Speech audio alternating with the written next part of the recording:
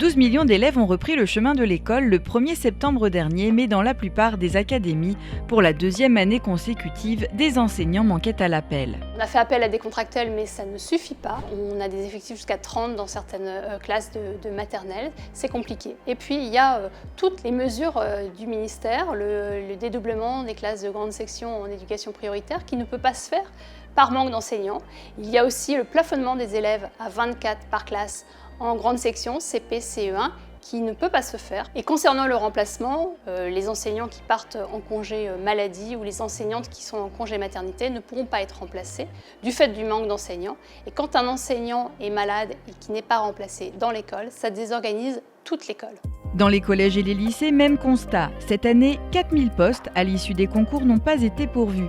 Et l'organisation des job dating n'a pas comblé ce vide. On a beaucoup entendu pendant tout l'été le ministre de l'Éducation nationale nous assurer qu'il y aurait un professeur devant chaque classe à la rentrée. Très clairement, ça relève du slogan, parce que dans les faits, ce qu'on a vu, c'est que les rectorats se sont surtout dépêchés de recruter des contractuels pendant tout l'été, et puis de les envoyer dans les classes sans réelle formation, parce qu'on ne peut pas dire que 48 heures de formation, ça soit réellement suffisant pour aller devant une classe. Et le risque, c'est que certains de nos collègues contractuels finissent par démissionner en se disant que c'est vraiment trop difficile. Donc c'est là qu'on voit bien que tout ce qui a été fait cet été était finalement du bricolage et surtout n'est pas la solution pour faire face à la crise de recrutement. Moins de profs, c'est aussi moins de moyens pour l'école et pour les élèves et des familles qui commencent à voir une éducation nationale à la peine. Dans l'enseignement agricole public, malgré la nomination d'un nouveau ministre en mai dernier, en raison d'une forte réduction de voilure au niveau des moyens que nous avons subis ces dernières années, avec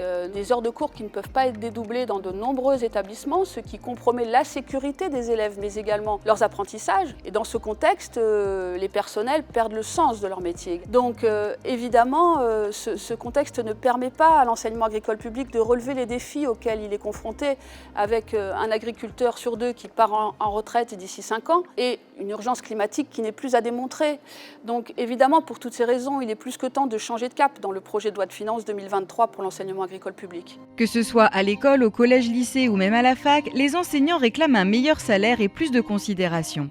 Le projet du gouvernement dans les lycées professionnels est à l'opposé des revendications légitimes des collègues, puisque il veut augmenter les périodes de stage, donc diminuer d'autant la présence des élèves dans les établissements. Deuxièmement, il veut calibrer les filières professionnelles vers les métiers qui peinent à recruter des actifs aujourd'hui, comme l'hôtellerie-restauration ou le bâtiment, alors cette carte des formations devrait être révisée, mais en fonction de l'intérêt général du pays, c'est-à-dire les défis en termes de transition écologique, et aussi la prise en charge du grand âge. D'après une étude de France Stratégie et de la DARES, il faudrait recruter 329 000 enseignants d'ici 2030 pour faire face au départ à la retraite. Sachant qu'on leur demande Bac+5, il est temps de mener une vraie politique d'attractivité de ce métier.